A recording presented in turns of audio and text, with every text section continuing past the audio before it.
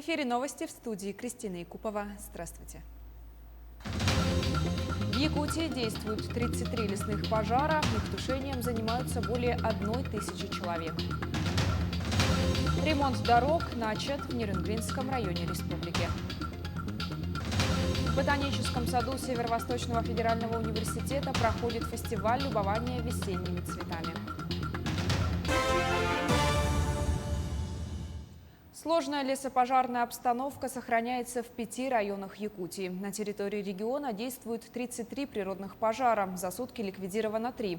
На тушение привлекалось 1082 человека и 112 единиц техники. Из-за продолжительной чрезвычайно высокой степени пожарной опасности в лесах на территории Сунтарского района введен режим чрезвычайной ситуации муниципального характера. В населенных пунктах ведут круглосуточное дежурство и организованы добровольные команды. Планируется прибытие авиационной поддержки для сброса воды на западную, северную и восточную кромки. Более подробно о принимаемых мерах в комментарии первого заместителя главы Сунтарского улуса Николая Александрова. По лесному пожару номер 7. После локализации организовано дотушивание и окарауливание. В ближайшее время лесной пожар будет ликвидирован. По лесному пожару номер 10.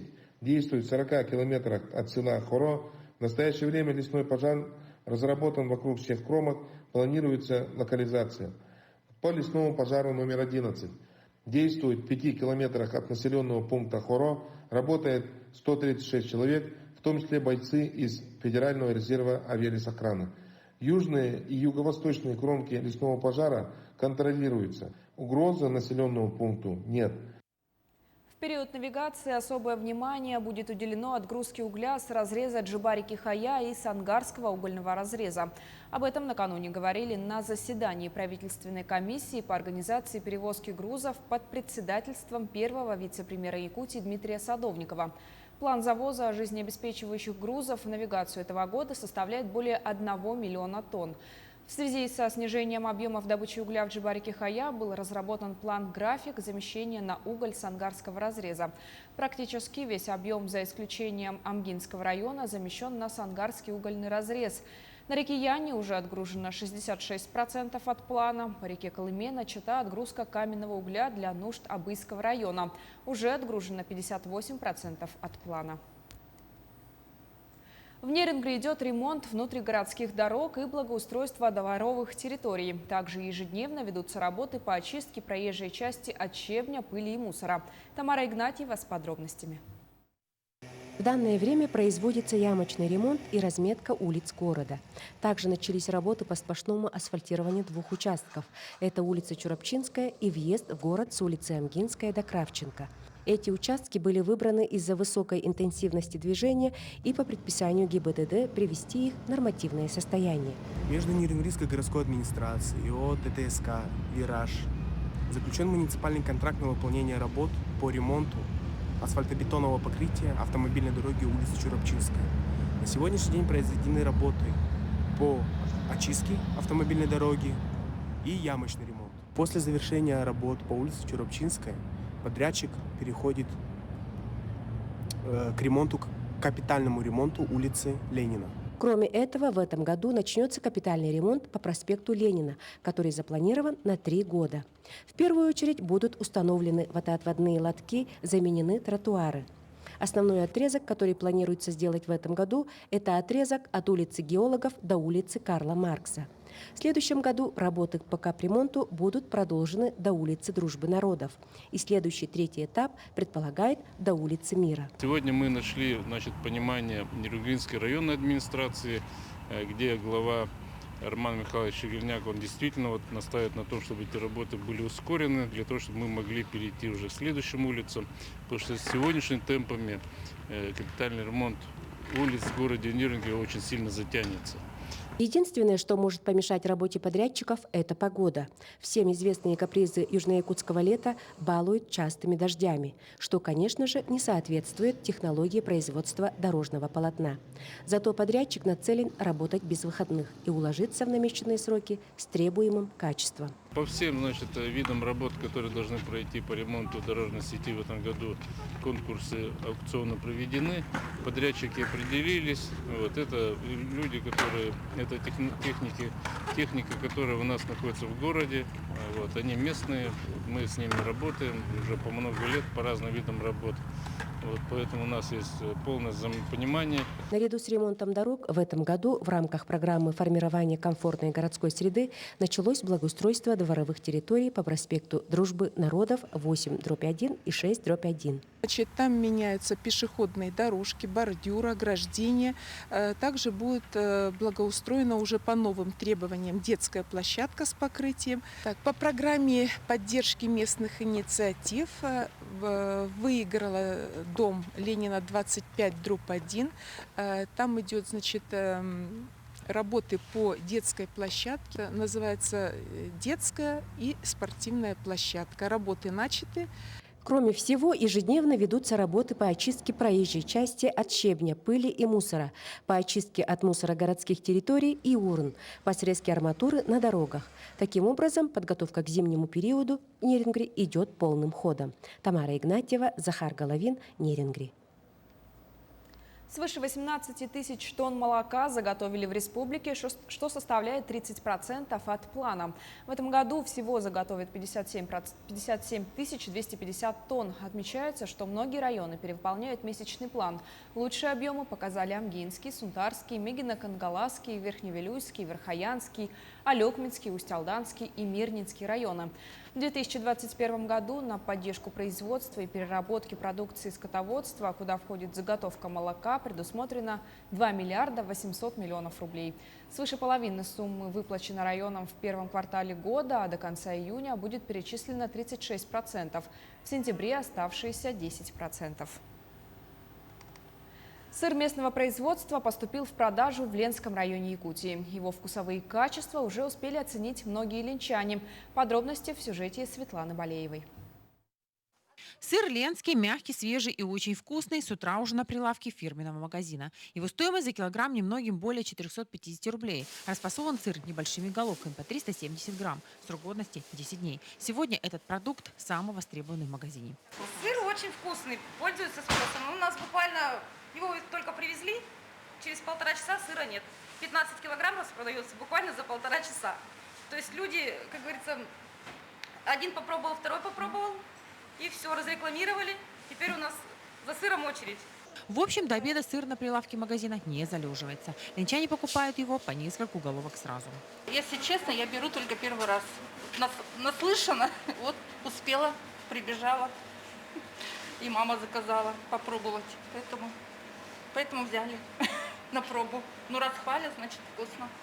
Сыр первый раз попробуем, потом будем пользоваться, питаться, переходить на более экологичные продукты, скажем так. Сыр начал выпускать новый молочный цех сывоварни предприятия «Батамайское», который открыт был несколько месяцев назад. Цех оснастили новым современным оборудованием, что и позволило расширить перечень выпускаемой продукции и улучшить ее качество. Качество молока улучшилось в разы за счет мощного оборудования, мощного пастеризатора. Самый главный, я считаю, агрегат на молочной линии – это пастеризатор. В сутки предприятие выпускает 700 литров молока и 100 килограмм различной кисломолочной продукции, а также 16 килограмм сыра. Ежедневно из 100 литров молока вырабатываем. Кроме этого, в выходные дни вырабатываем по 2 варки сыра полутвердого, потому что в выходные дни реализация молока меньше. В воскресенье не поставляем в магазин, поэтому стараемся сырье использовать на производство других видов продукции, чем выработать масло. Масло, конечно, объемы немножко уменьшились производства, поэтому надеемся, что качество оценят потребители. Сывоварение для предприятия направление новое. Пока Батамайское выпускает только сыр мягкий. Процесс его изготовления занимает сутки. А в середине июля ленчане смогут попробовать сыр полутвердый, голландский, который сегодня находится на вызревании. Варится в течение 6 часов, потом поступает в рассол. Через сутки поступает в сырную камеру. Мы каждую головку красим пищевой краской, дышащей, чтобы наш сыр блестел, был таким солнечным, можно сказать. Каждый день переворачиваем наши сыры. В течение 45 суток у нас тут стоят.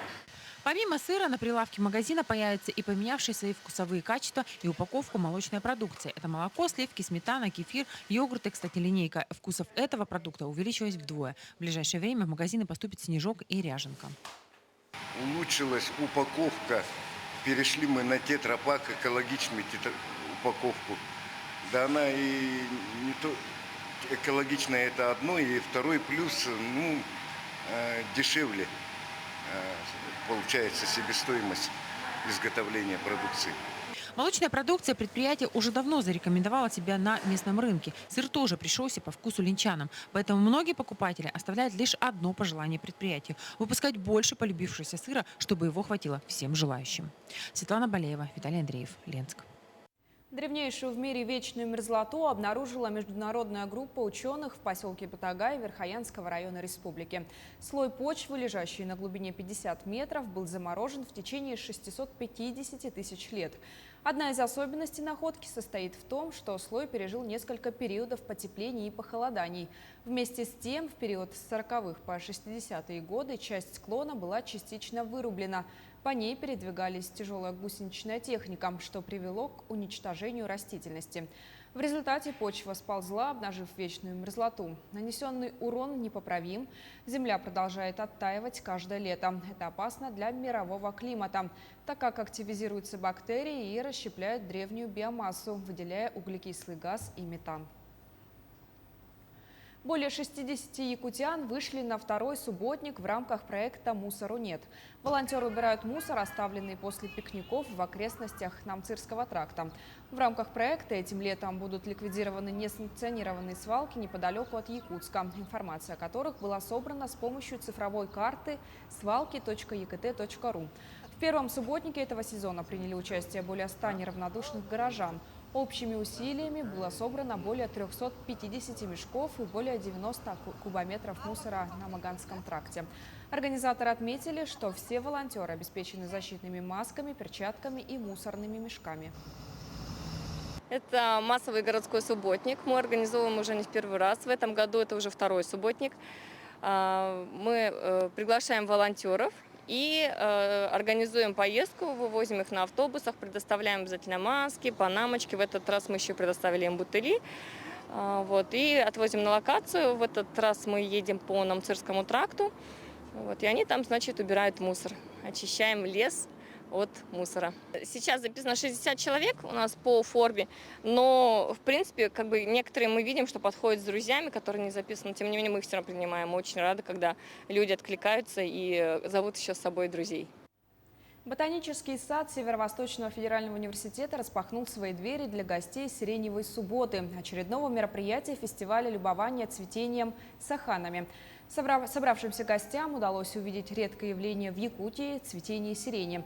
Также для посетителей сада провели познавательные экспресс-экскурсии, мастер-классы по плетению каната и по вязанию узлов. Кроме этого, на открытом воздухе прозвучали чарующие звуки флейты и хомуса. Сирень уже достаточно долго выращивается в условиях Якутии. Она очень красиво, конечно же, только недолго цветет. Очень дает такой дивный аромат, который разносится на многие метры вокруг. И привлекает, конечно же, очень много внимания к себе. И вот сегодня мы предлагаем людям просто окунуться в эту атмосферу, которая часто проходит мимо. Мы в суете не замечаем всей этой красоты. А сегодня мы предлагаем просто немножко остановиться и полюбоваться. На этом выпуск подошел к концу. Мы следим за развитием событий. Берегите себя.